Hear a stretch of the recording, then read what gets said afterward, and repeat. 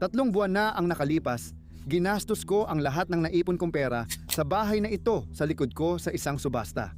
Nakabili ako ng bahay na nagkakahalaga ng $1.2 milyong sa kalahating presyo.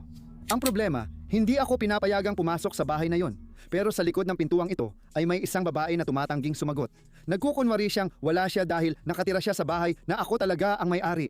Tuwing sumisilip ako sa bintana, kita ang mga ilaw sa bahay. Pero kapag kumatok ako, walang sumasagot dahil nagkukunwari silang wala sila roon.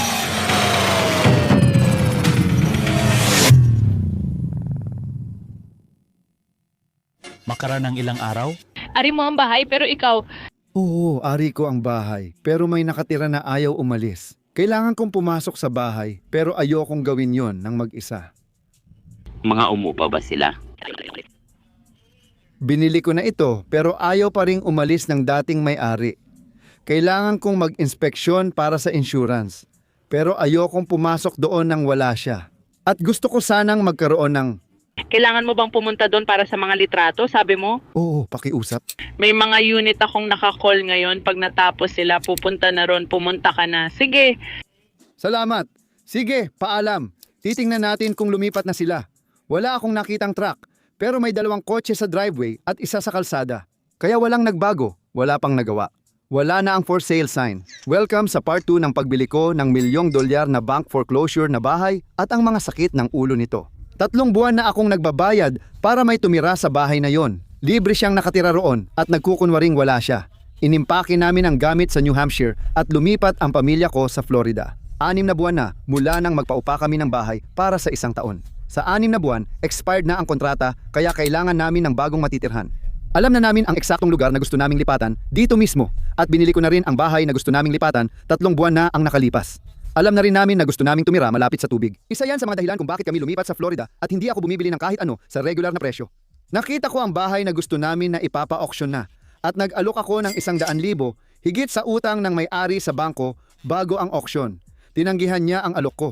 Kinabukasan, nabili ko ang bahay ng 100,000 mas mababa kaysa inialok ko kahapon. Pagkalipas ng 3 buwan, nalaman kong mas magaling pala siyang gumamit ng sistema kaysa sa akin. Pinapatagal nila ang proseso ng 3 buwan.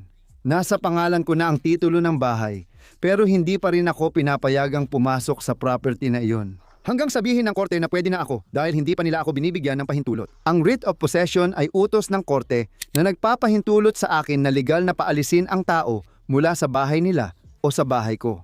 Ngayon, sa loob ng 3 buwan, naging magalang ako hanggat maaari. Nag-alok ako ng pera kapalit ng susi. Nag-alok din ako ng serbisyo sa paglipat. Nag-alok ang aking ahente ng tulong para hanapan siya ng paupahan. Nag-alok din ako na personal siyang tulungan sa paglipat para lang umalis siya. Pero tinatanggihan niya lahat ng pakikipag-ugnayan. Hindi. Nagsulat ako ng liham kamay at iniiwan sa kanyang pintuan kapag nagpapadala ng certified mail. Pero tumanggi siyang pumirma. Nagkamali sa pag-file at pag-date ng mga pagdinig ang kanyang mga abogado kaya natagalan ang pananatili niya doon. Sa huling video, ipinakita ko ang proseso ng pagtingin at pagbili ng bahay sa auction, pati na ang mga hakbang sa korte at pagkuha ng writ of possession. Ngunit hindi iyon naging sapat. Sa Florida, nakakaranas tayo ng bagyo, buhawi at sunog. Kailangang ma-insure ang bahay na yon. Lahat ng pera ko ay nakatali sa bahay na yon dahil kapag bumili ka sa auction, kailangan mong magbayad ng cash, buo, walang utang. Pag-aari ko ang bahay na yon. Wala pa akong insurance sa bahay kasi kailangan munang ma-appraise at ma-inspeksyon ng adjuster. Ayaw niya pang buksan ang pinto. Sagot na niya. Humingi siya ng 30 araw na extension. Sabi ko hindi. Pero aalis kami ng 10 araw para sa family vacation. Pwede kang magkaroon ng 10 araw para mag-empake at ilabas lahat ng gamit. Pagbalik namin, okay lang ba sa'yo na umalis ka na? Pumayag siya. Sinabi ng mga deputy sheriff sa dulo ng video na wala pang napapak ngayon. Nakabili ako ng bahay na nagkakahalaga ng 15 milyon sa tabi ng tubig sa literal na kalahating presyo. Kaya ngayon ay napakalaki ng equity na nakuha ko. Oo, kaya kong gumastos ng $1. 1.5 milyon sa bagong bahay o 2 milyon sa nilipatan namin, pero hindi ako ganoon magtrabaho. Gusto kong pumasok na may equity, kumuha ng proyekto, at ipakita paano namin ginagawa ito. Susubukan naming makapasok sa bahay na ito, paalisin siya at ibalik ang sigla ng bahay gaya ng ginagawa sa mga kotse. Simulan natin kung saan tayo tumigil, kasama ang mga sheriff sa bahay. Tingnan natin kung makakapasok tayo. Heto na, nandyan na ang deputy. Nakakakaba. Diyos ko, 2 silang deputy. Gaano ka-stress? Lagpas na ako doon. Medyo stress din ako. Lalapitan ko muna siya at sana payagan mo kaming manatili dito. Gusto kong lumabas.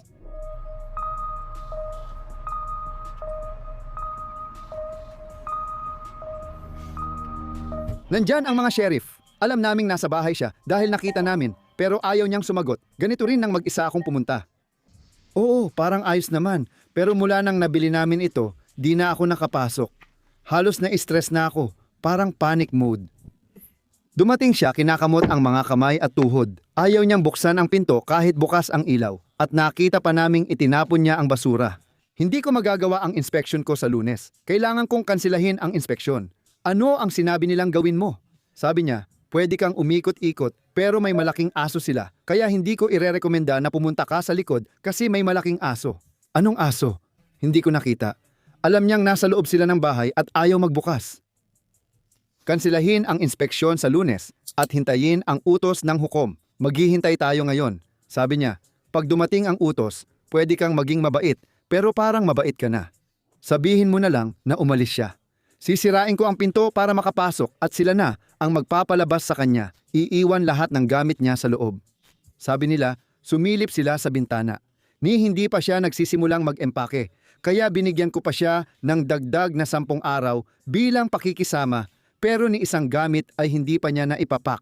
Sabi niya, mga anak niya raw ang tutulong sa paglipat pero di pa siya nagsisimula. Gaano katagal bago makakuha ng utos mula sa hukom?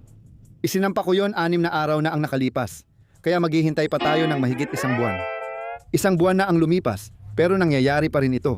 Patuloy akong nagbabayad ng halos 7,000 kada buwan para sa bahay, pero ibang tao ang nakatira.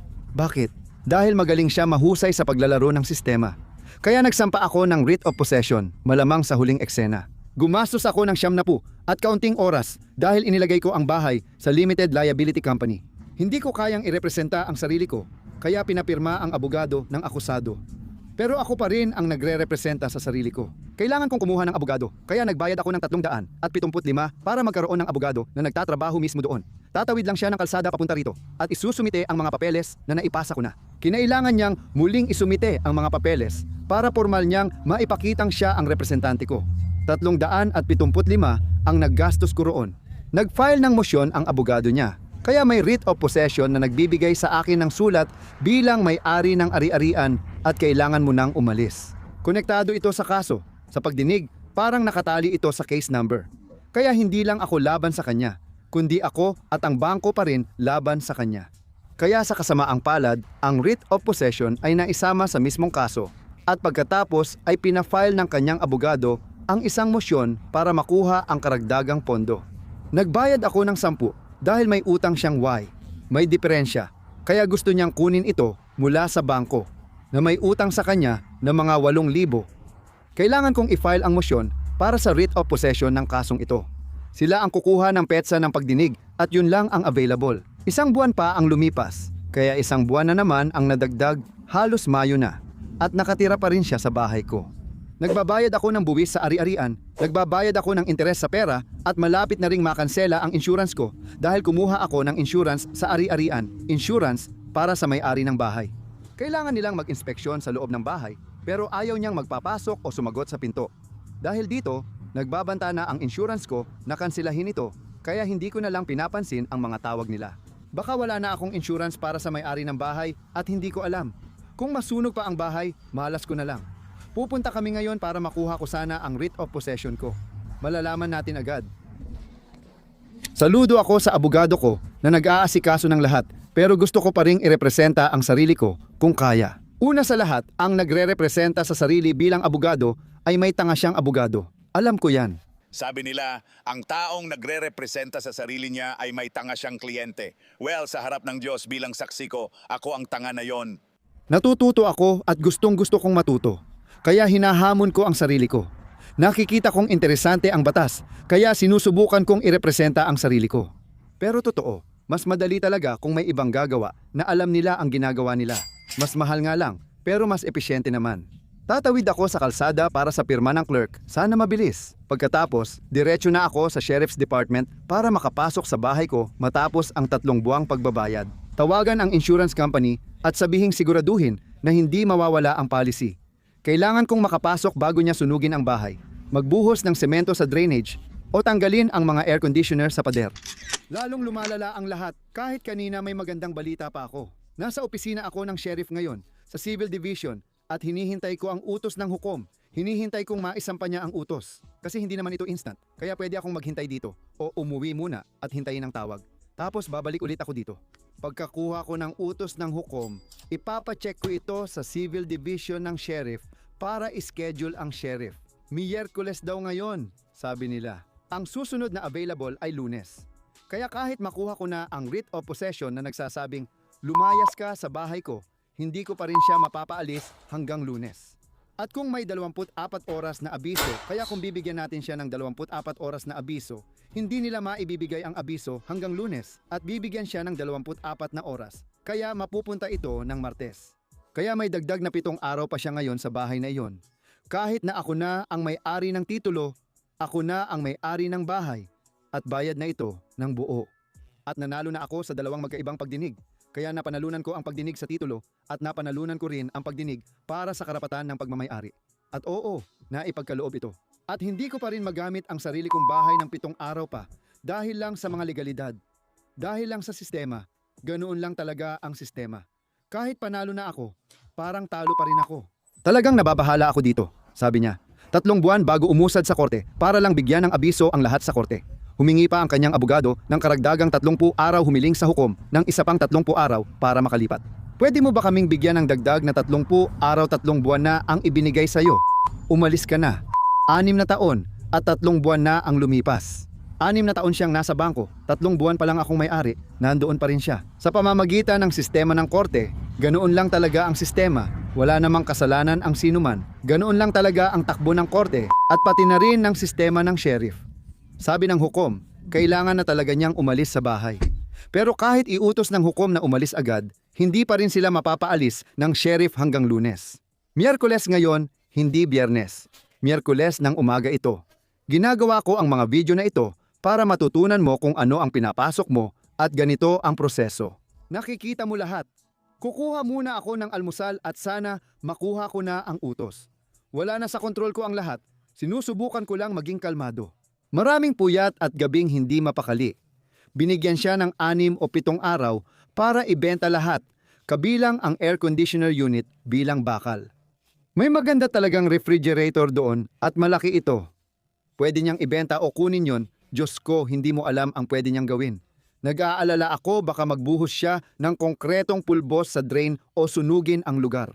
Hindi pa rin ako makapasok para mapa-inspeksyon ng insurance agent ang bahay ng maayos. Kakabili ko lang ng bahay na nagkakahalaga ng 12 milyon sa halagang 800,000 kaya lahat ng hirap, lahat ng sakit ng ulo. Bumili ako ng bahay sa tabi ng tubig sa halagang 800,000 at balang araw, titirhan ko rin ito. May mga cash offer na 1 milyon noong araw na binili ko ito, kaya agad akong kumita ng 200,000. Kailangan kong tingnan ito sa positibong paraan, positibo. Hinihintay na lang natin ang update ngayon alas 12. Ang hearing kanina ay alas 9 at nakalabas kami ng 9:10 ng umaga. Kumain na ako ng bagel, naglakad ng 1.5 milya nag-email, nag-edit ng video at nagpalipas oras. Halos 3 oras na ang lumipas. Naka-receive din ako ng email tungkol sa hearing ng surplus funds. Isa pa yun sa dahilan kung bakit kailangan kong nandoon kasi naaprubahan at naisampa na ang kaso. Kaya siya nagkaroon ng hearing ay dahil naisampa na, samantalang kaya ako may hearing ay dahil hindi pa naisampa. Kaya parang lahat ng bagay ay pabor sa kanya, paulit-ulit. May email ako mula sa kanyang abogado na humihiling ng dagdag na 30 araw para sa kanya. Okay lang ba bigyan siya ng 30 araw para makalipat? Seryoso ba yan? 2 buwan at kalahati na, wala pa ring naimpaking kahon. Mabait naman ako, 2 beses akong kumatok sa pinto niya pero hindi siya sumagot.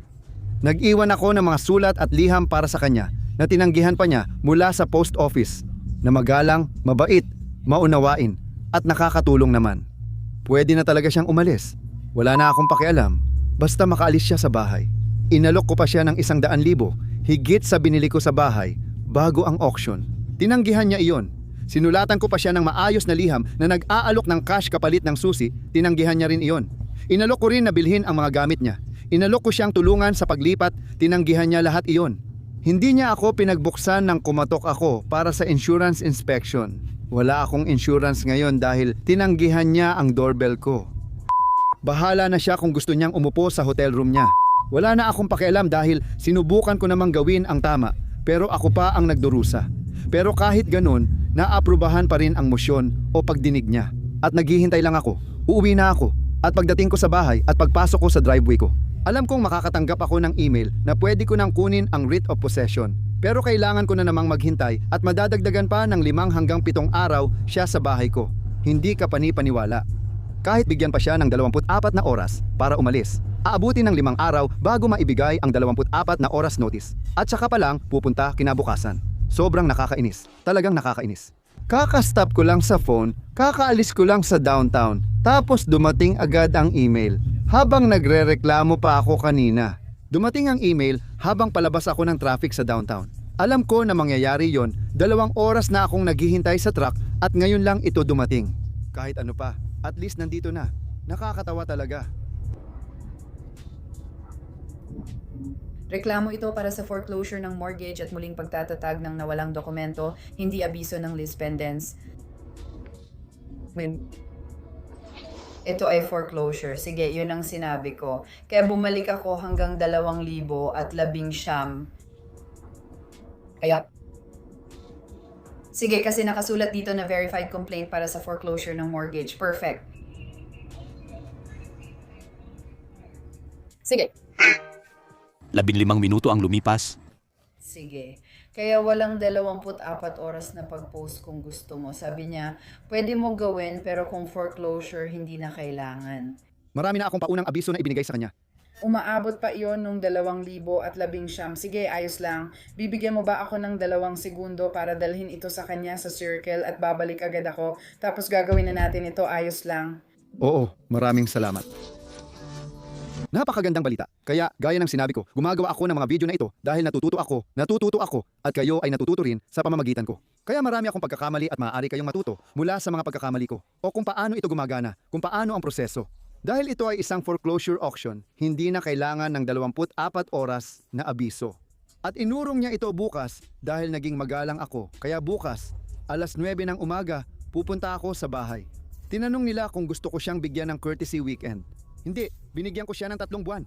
Pwede na sana siyang lumipat 3 buwan na ang nakalipas. Ni hindi pa nga niya sinisimulan. Kaya ang susunod na eksena ay magiging panibagong kwento na naman. Masama ang loob ko. Sinubukan ko namang maging mabait, pero paulit-ulit na lang akong inaabuso. Kaya bukas, ang mga sheriff na ang magpapalabas sa kanya sa bahay niya. Natatakot at kinakabahan ako. Masama rin ang pakiramdam ko, pero ganun talaga.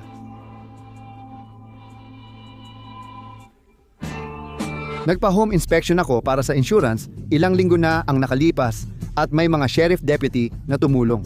Kumatok sila pero ayaw niyang sumagot kahit nakikita namin siya sa bintana. Inaasahan kong mauulit yon.